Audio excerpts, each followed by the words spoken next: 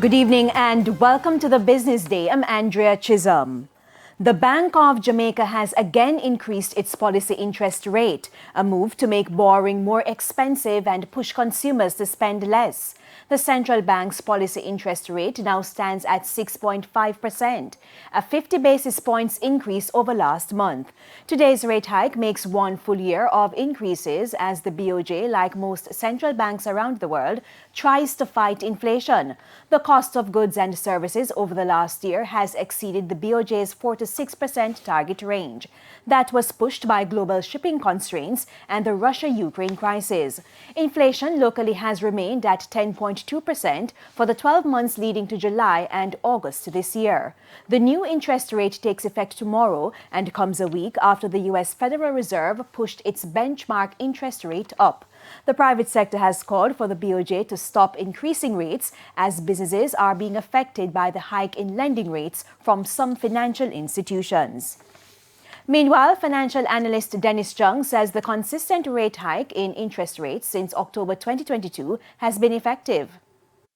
I think it has been very effective. I mean, you'd have seen that the exchange rate revalued over that time. What was happening initially, if you were to look at the graph, which I was looking at one this morning, so is that before they started aggressively raising, the rate had gone up to, I think, about as high as 158.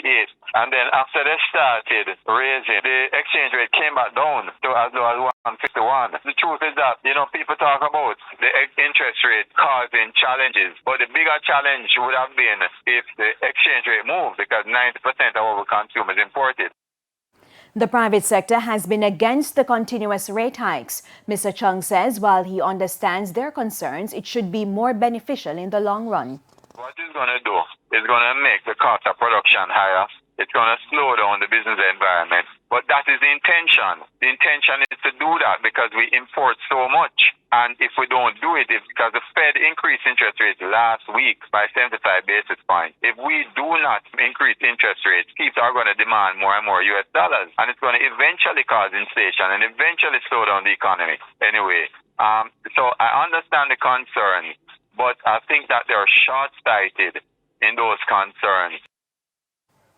Manufacturers saw a second consecutive month of declines in the cost of inputs. At the end of August, the producer price index for the sector fell by 6%.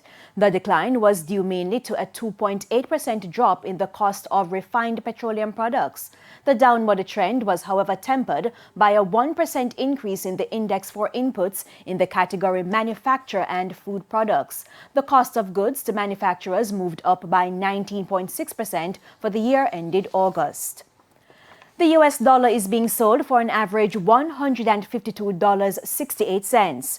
$112.43 is the going rate for the Canadian dollar, $168.55 for the pound, while it's costing $150.52 for the euro.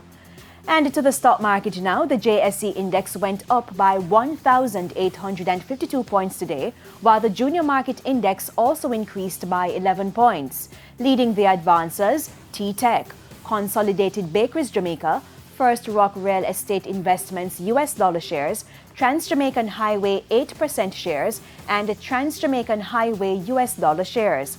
Decliners were led by cargo handlers, JMMB Group 7.25%, General Accident Insurance Company Jamaica, Access Financial Services, and Sagicor Select Funds Manufacturing and Distribution.